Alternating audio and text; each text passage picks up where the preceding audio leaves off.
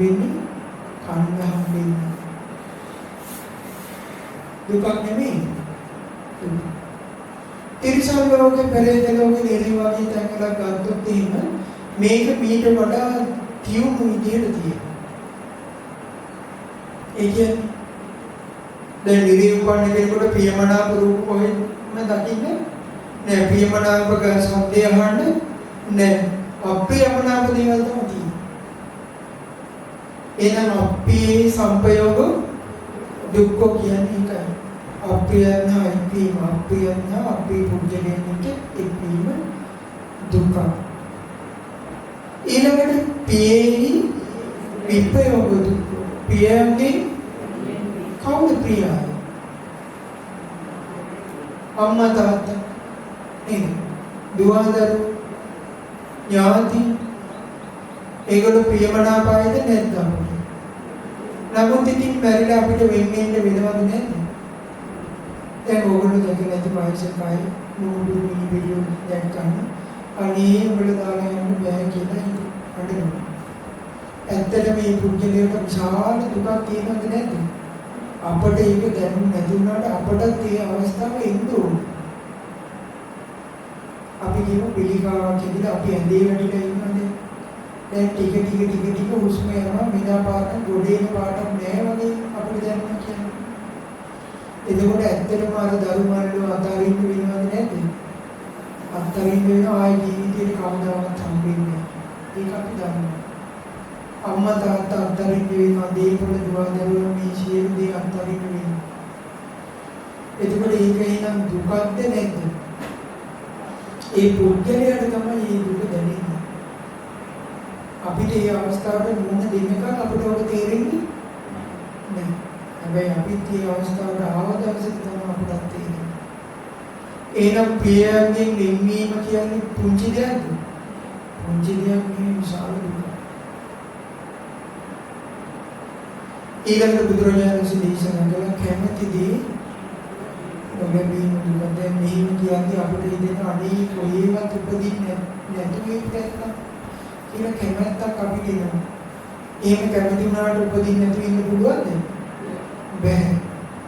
වයසට ගිහින් මිනිස්සු දැක්කම අපිට එනවා අනේ මෙච්චර නම් වයසට යන්නේ නැත්තම් හොඳයි වුණා කියලා කැමැත්තක් එනවා. එහෙම කැමති වුණාට හම්බෙනවද? නෑ. මරුනේ නැත්තම් එහෙම වයසට ගිහින් උඩට වෙලා ඇදේ වලට කුණුමි ඉන්න සීතේ. ඊළඟට අපිට හිතෙනවා අනේ මේ දෙඩ වෙච්ච මිනිස්සු දැක්කම අනේ මට නම් මේ වගේ අසංගතයක් හැදෙන්න එපා කියලා. නමුත් එහෙම කැමති වුණාට එහෙම හම්බෙන්නේ. එහෙම හම්බෙන්නේ. ආකැමති දේ නෙවෙයි. මැරෙන්නේ නැතුව අපිට ඉන්න තියෙන හොඳයි කියලා හිතනවා. මේ ධර්මවල මේ නෑදෑය වම්මලා තාත්තලා පවුලේ ඔක්කොම එක සතුටින් කාලා බීලා ජොලියෙන් ඉන්න වෙලාව අපිට හිතෙනවා අනේ මේ කට්ටියත් එක්ක මේ විදිහටම හැමදේම ඉන්න තියෙනවා මැරෙන්නේ නැතුව.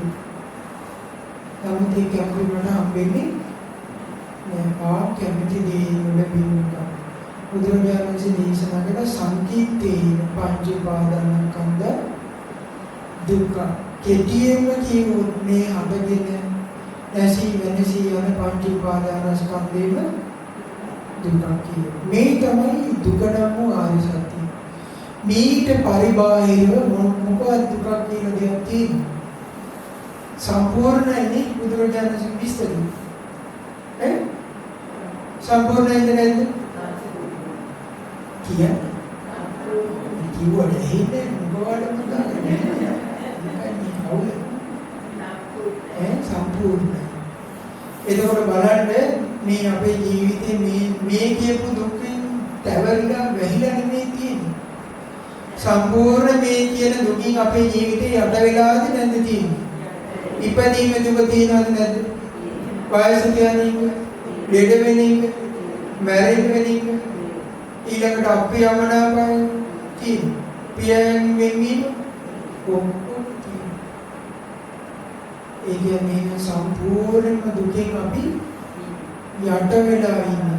ඔය අතරේ ඉතින් මොනවා හරි ඉතින් ඔය ප්‍රියමනාප රූපයක් දැක්කොත් සතුටු.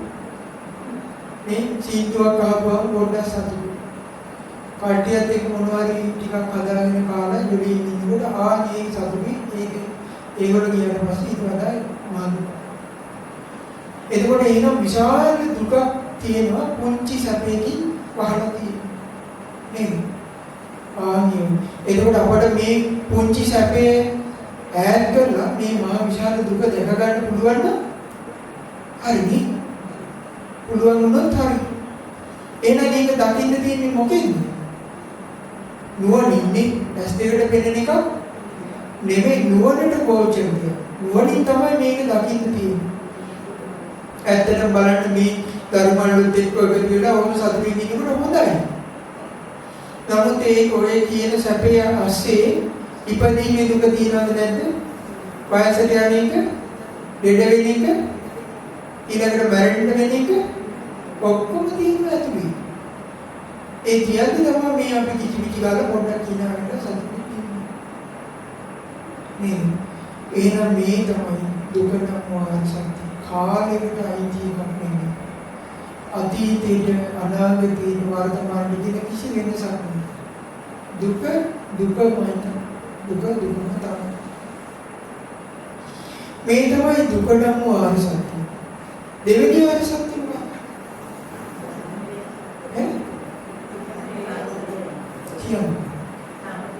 සමුදය ආර්ය සත්‍ය. ඒ කියන්නේ සිංහලේ කියව දුක හට ගැනීම නම් ආර්ය සත්‍ය. නේද? මොකක් නිසාද දුක හටගන්නේ?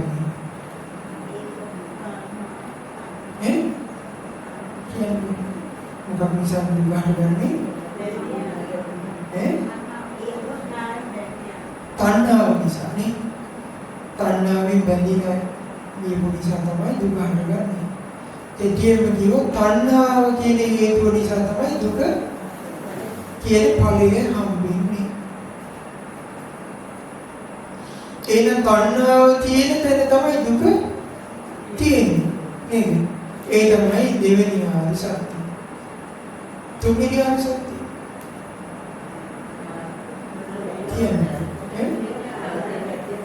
දුක නිරෝධ වීම. එහෙම නැත්නම් කියව දුක්ඛ නිරෝධ ආර්ය සත්‍ය. නේද? පාලි භාෂාවෙන් කියව දුක්ඛ නිරෝධ ආර්ය සත්‍ය. සිංහලෙන් කියව දුක නිරුද්ධ වීම නම් ආර්ය සත්‍ය. එහෙනම් දැන් කියන්න බලන්න තණ්හාව නිසා නම් දුක හටගන්නේ. දුක නිරුද්ධ වෙන්නේ. තණ්හාව නිරුද්ධ වෙන්නේ. තණ්හාවේ ඉඳන් දුක කියන ඵලය ඇදලා තියෙන්නේ. තණ්හාව නැති වෙච්ච දවසේ තමයි දුක නැති වෙන්නේ. තණ්හාව නැති වෙන්නේ නැති තව දුක කියන එක තියෙනවා. නේද? එහෙනම් තණ්හාව නිසා දුක හට ගන්නවා. තණ්හාව නැත්තම් දුක නැහැ. බුදුරජාණන් වහන්සේ බැහැලා කිව්වේ දවසක් භද්‍රක ගාමිණී කියන කෙනෙක් ආවා. එයා ඇවිල්ලා කිව්වා භාග්‍යතුන් වහන්සේ මට දුක හට ගන්න විදියයි දුක නැති වෙන විදියයි කියලා දෙන්න කිව්වා. මොකද්ද කියලා දෙන්න කිව්වේ? කරුණ දෙකයි. මොකද්ද? දුක හට ගැනීමයි දුක නැති වෙන විදියයි කියලා දෙන්න කිව්වා. ඒ වෙලාවේ බුදුරජාණන් වහන්සේ දේශනා කළා ගාමිණී ඔබට අතීතයේ තිබිච්ච කාරණාවක් අරන් මම ඔබ කියන්නේ නැහැ කිව්වා. මොකද ඔබට හිතෙන්න පුළුවන් කවුද ඉතින් දන්නේ අපි ඔය ඒ කාලේ හිටියේ ඕම එකක් වුණා කිව්වට අපි දැක්කේ නැහැ කියලා කියන්න ඉඩ තියෙනවා. අනාගතය ආරම්භය ඔබ කියන්නේ නැහැ කිව්වා. මොකද අනාගතේ ඕම එකක් වෙයිද නැති කියලා හිතා ගන්න බෑ. ඔබට හිතුනොත් ඔය කියන જાතිය අනාගතේ වෙන්නේ දැන් ඔය සාහිත්‍ය කියන්නේ උන් කියනවා එකක්වත් වෙන්නේ නැහැ නේ.